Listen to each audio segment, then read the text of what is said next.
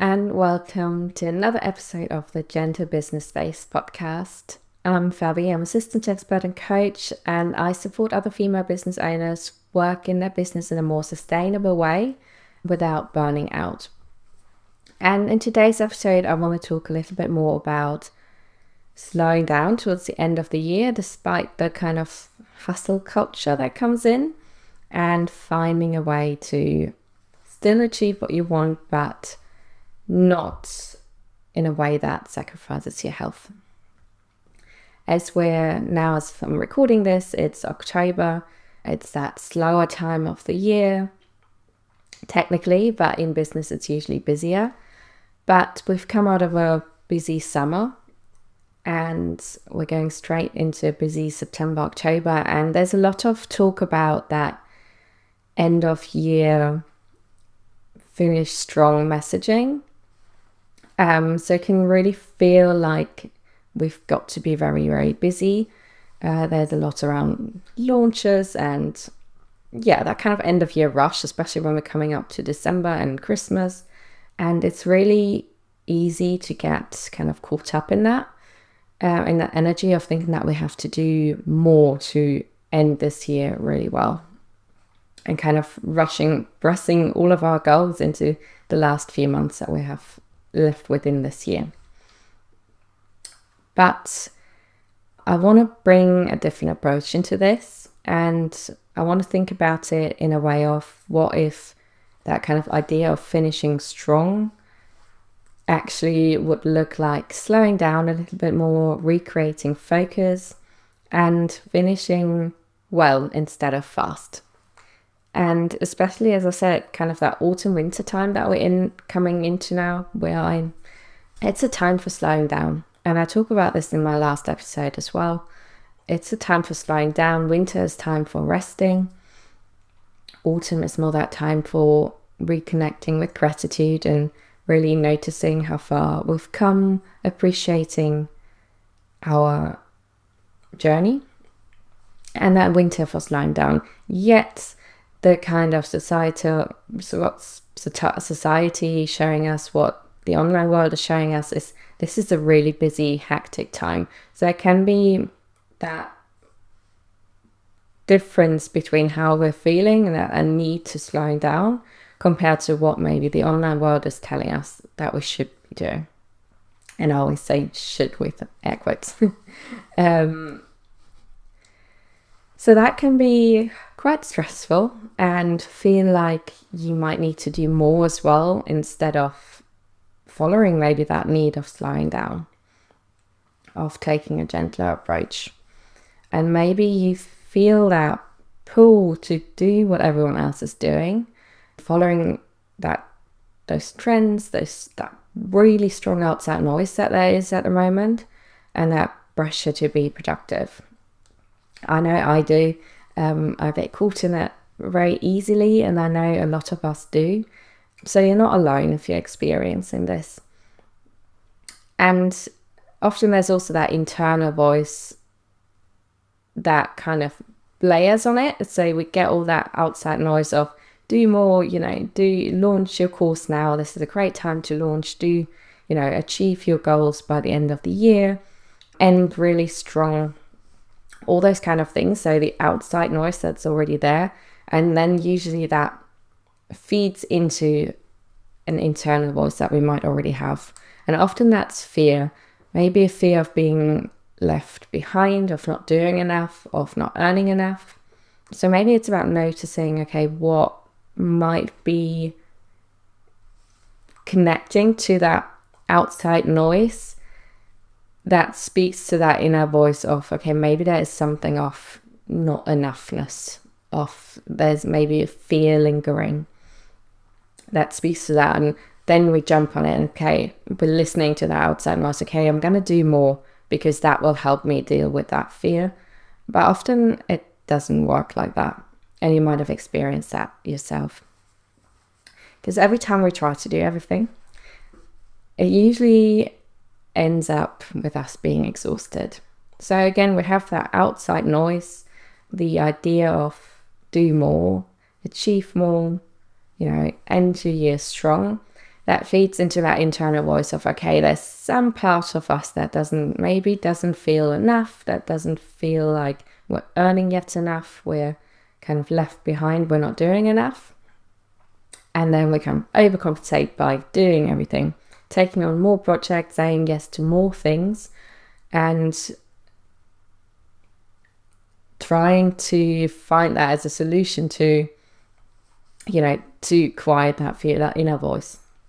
But usually what happens, and you might have experienced it, I know I have many times, we end up exhausted and scattered and not actually moving ahead, because we're doing so many different things and we're so unfocused of what we actually want to do and what actually works for us, that nothing really sticks and we're not really moving further ahead. And often you might notice that feeling as well, of that heightened sense within the body, that more heightened head space instead of feeling grounded in the body. And I think what comes with this as well is that kind of how we've grown up in our society of busyness being praised. And if you've always been busy, that can, for our nervous system, also become that kind of space of, this feels safe. As long as I'm busy, I'm doing something. And that's what we're used to. That's what feels safe, even though it doesn't actually move us forward. But it's familiar. So slowing down and actually going the other way can really feel uncomfortable and unsafe. So I do want to honor that. And I think often that's what kind of keeping us in that loop. You start to slow down, you start to take a gentler approach, but then there's the outside noise, the fear being a little bit triggered within us, and also that voice of, this isn't safe to slow down. It's not okay to slow down, but actually it is. But it takes time to get used to that and to kind of reprogram ourselves a little bit to notice that actually it is okay to slow down and it is safe for me to slow down. But that will take some time and it will feel uncomfortable at the beginning. So I do want to address that, because otherwise it can feel like, why am I struggling to slow down? Maybe other people seem like they're doing it quite easily. So if you are struggling with slowing down, you're not alone. Do it gently. As always, taking it really gently and slowly, adjusting to a different approach of working so that our nervous system can get used to it, they can feel comfortable after a while. And it's the idea of doing more to achieve what we need to, where we want to go. It's that kind of hustle culture, which I'm not a fan of, but it's easy for us to get sucked into. And yes, it's not about never doing a lot of work. Sometimes we'll have short bursts of, more work, more effort.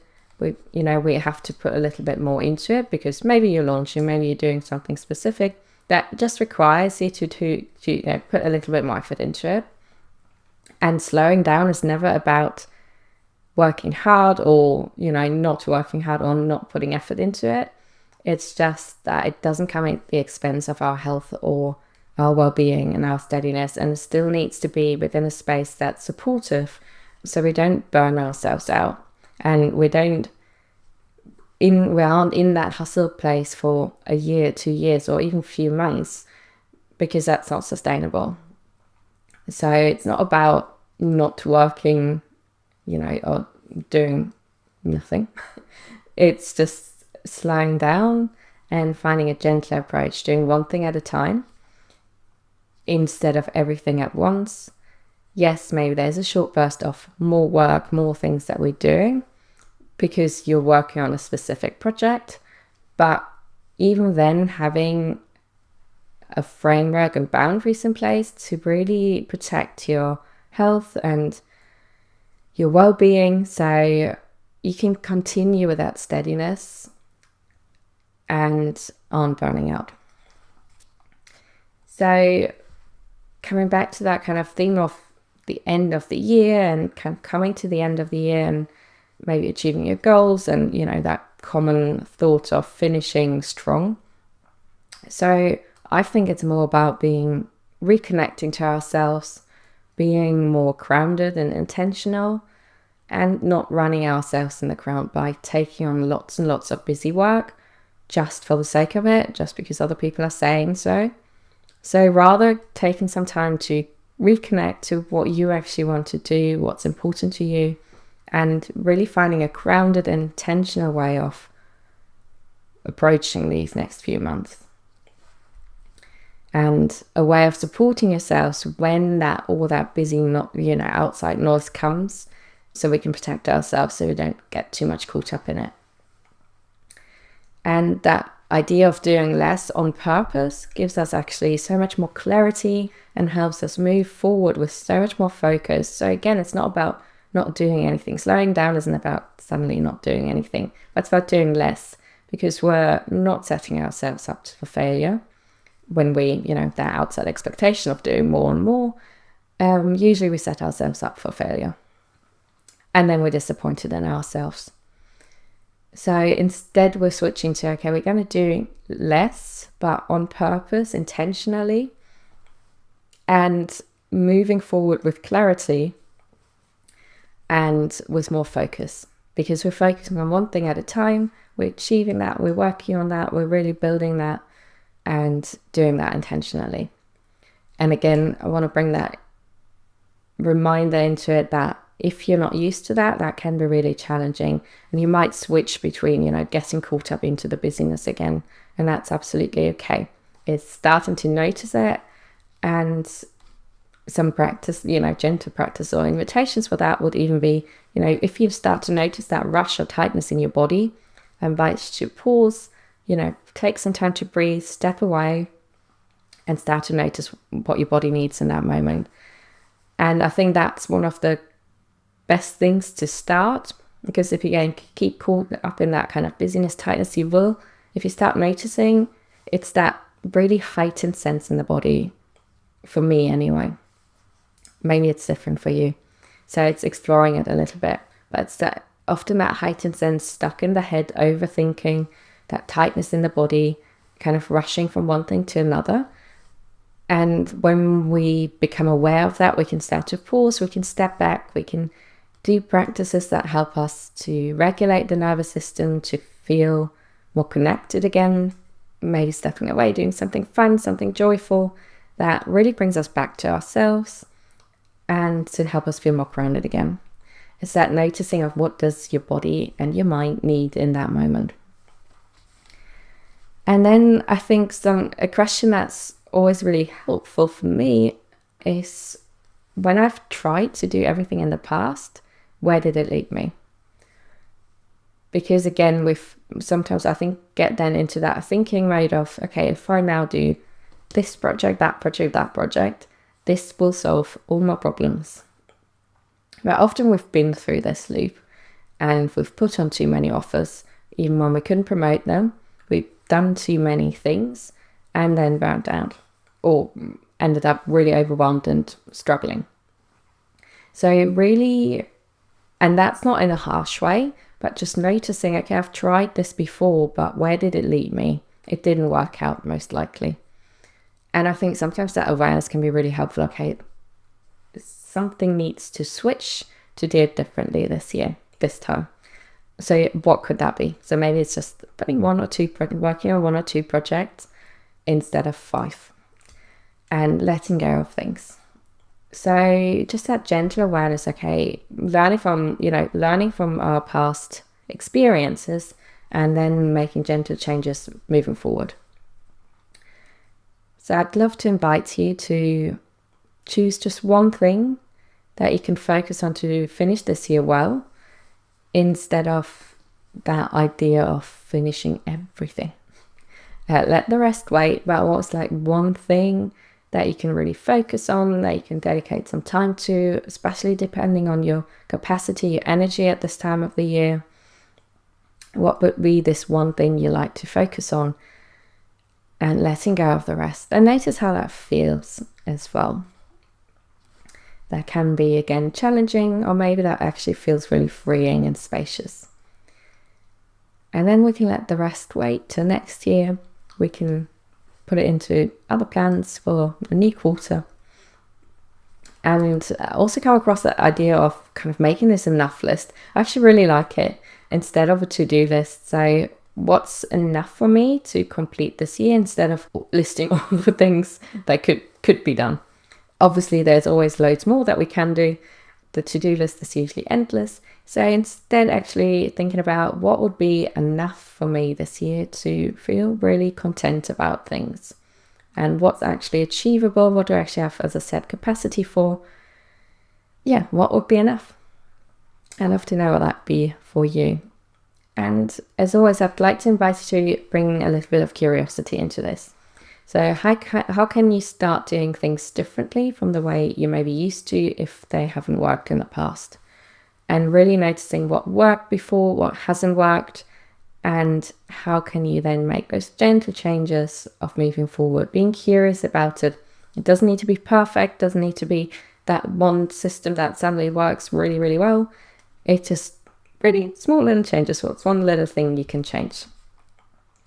And I think this is so important because when we slow down, we actually create way more steadiness. We stop repeating that burnout cycle that we keep getting pulled into. And yeah, doing less really helps that trust with ourselves, to build our own rhythms, to work in a way that actually feels really well for us, that works for us. But it also really works well for our business because we're actually putting more time and focus into one thing at a time, making it really work before moving on to another thing, before doing 10 other things. And then they're all not done properly, but rather focusing on one thing, really building that out, and then moving on to the other thing. If you're struggling with only focusing on one thing, maybe take 2 focuses. If that's, if that feels all right. If you want to like slowly narrow down your focus, if you've worked on like 5 projects before, maybe that's really intense just to go into one. So maybe there's 2. I sometimes like to think of like a tech project I have that I'm working on, maybe like something I'm setting up. Because I'm used to it, doesn't require that much attention from me personally. And then some other project, maybe something more offer related. If you're working on something completely new, you might want to give it more time and space to actually make it happen.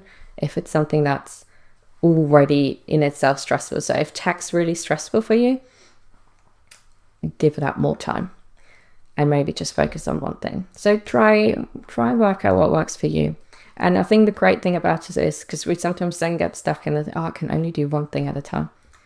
But actually we're doing this quicker. We do it because we're doing it more focused instead of 5 different projects. And then we can layer on it because we've created this one thing that's done, that creates space for ourselves, that releases headspace. And then you can move on to the next thing, getting that set up, working on that, and so on. So it's not that you can only ever do one thing, but it's we're slowly, gradually layering, and also we're expanding our capacity each time because each new thing will take up more capacity, more brain space to really work it out and how it works and what we need. And, it's new. But once you've worked with this for a while, it's going to be more familiar, it's going to be easier, and it won't take you as long. Just taking, for example, when you started, it probably took you a while to schedule social media posts. Maybe that's way quicker now. So you release time there, headspace, energy, because you're more familiar with it. Then you can focus on something else. And it's the same with any project we work on, I think.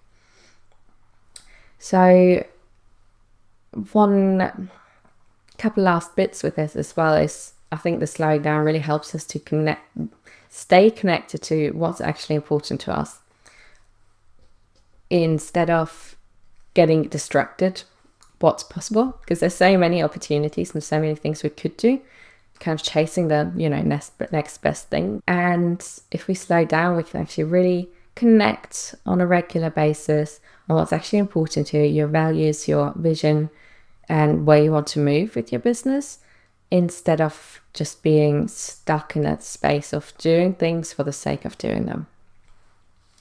So as we're coming to an end, maybe today I'd like to, maybe it's just an invitation.